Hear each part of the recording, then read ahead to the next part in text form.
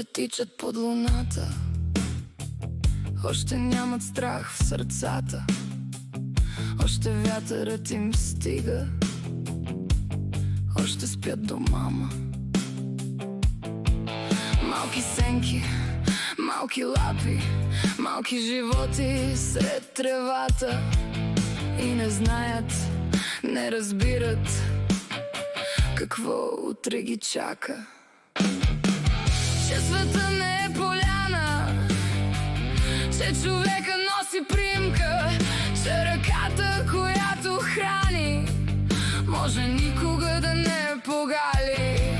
Те първа идва студа, те първа идват колите, те първа идват хората със своята злоба.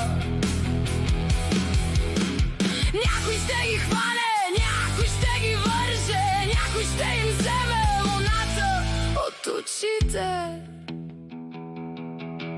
Ще дрънчи синджирът кал, муха от тъга.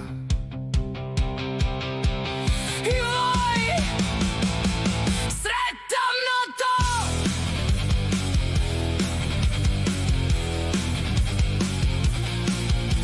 А майката мълчи, само гледа, сякаш знае как всичко свършва. Сякаш вече сърцето й усеща как мрака ще погълне децата й едно по едно. И аз стоя до тях и пак се питам: защо, защо се на мен, защо все така, защо не мога да затворя тая врата?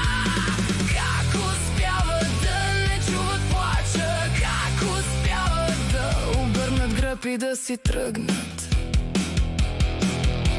А аз стоя до тях и пак се питам: защо света за мен е пълен с този